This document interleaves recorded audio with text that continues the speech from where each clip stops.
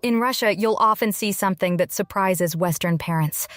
A 4-year-old quietly helping pack groceries. A toddler sitting calmly at a restaurant for a long time. Children showing independence earlier than expected. And no, it's not because Russian parents are simply strict. It's not fear. It's not punishment. It's a long-standing parenting mindset that focuses on observing children carefully before reacting, instead of rushing to control every behavior immediately. And today, we're going to break down a powerful idea hidden inside that approach, 7 baby cues most parents ignore, and what those signals actually mean. Because sometimes what looks like bad behavior is actually communication happening before words even exist. To understand this, we first need to understand a key concept in Russian parenting culture called vоспитание. It's a word that doesn't translate perfectly into English, but it roughly means raising a child's character through calm guidance, structure, and observation, rather than constant interruption or entertainment. In many modern Western households, parenting often becomes reactive. A baby cries, and we immediately distract. A tantrum starts, and we negotiate or try to stop it quickly. A moment of discomfort appears, and we rush to fix it. But in many traditional Russian households, the first question is often different. What is the child actually trying to communicate? That shift changes everything.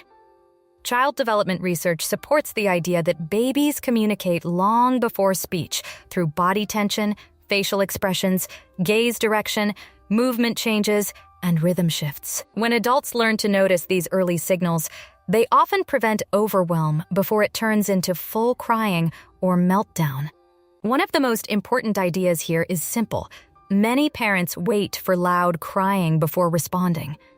But babies usually send smaller signals first.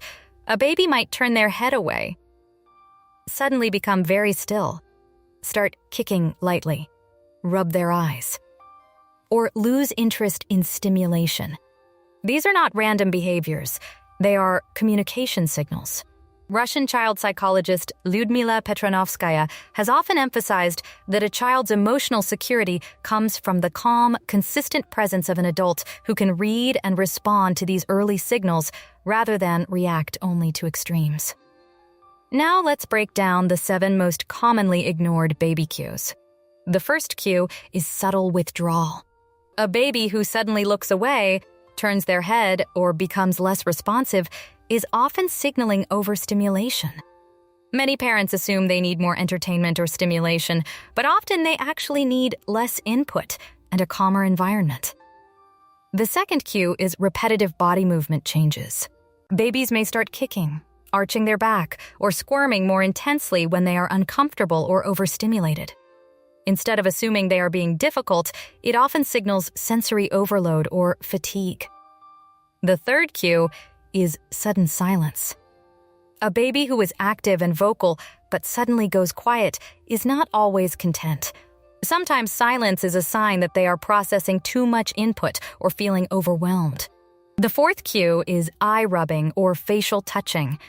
These are classic early fatigue signals, often ignored until the baby is already fully exhausted and crying. The fifth cue is turning toward or away from a caregiver repeatedly. This can signal a need for connection, reassurance, or sometimes a need for space, depending on context. The sixth cue is escalating frustration during feeding or play. For example, dropping objects repeatedly or pushing food away may not always be defiance. It can be exploration, fatigue, or a sign that the activity is no longer suitable. The seventh cue is emotional contagion. When a baby becomes more upset immediately after an adult becomes tense, rushed, or anxious, it often reflects co-regulation. Babies mirror emotional states long before they understand words. This is where Russian parenting philosophy often emphasizes something important. The adult's emotional state shapes the child's response more than words do. So how can we actually apply this in everyday life? Start by practicing a small pause before reacting. When your baby shows distress, don't immediately jump into action. Take a brief moment to observe, look for early signals, Ask yourself, is this hunger, fatigue, overstimulation, or need for connection? Next, build one simple, predictable rhythm into your child's day. It doesn't need to be strict or rigid. It could be a consistent bedtime routine, a short evening walk, or a calm feeding ritual. Babies feel safer when parts of their day are predictable. Then, focus on lowering your voice instead of raising it. When tension rises, match it with calmness instead of escalation. Speak slowly.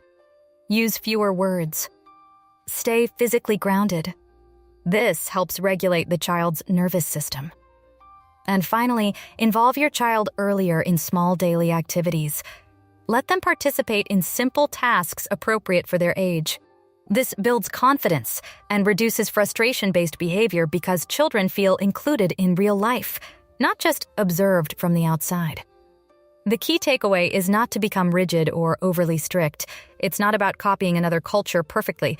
It's about understanding that babies are constantly communicating, and many of those signals are subtle long before crying starts. So instead of asking, how do I stop this behavior, try asking, what is my child trying to tell me right now?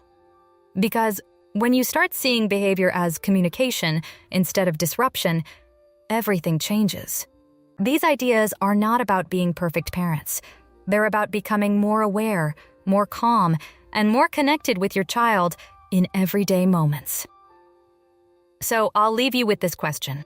Which of these baby signals have you noticed before, but didn't understand at the time? And if you want more science-backed parenting insights from around the world, make sure to subscribe. Because great parenting isn't about control. It's about connection, awareness, and learning to listen before words even exist.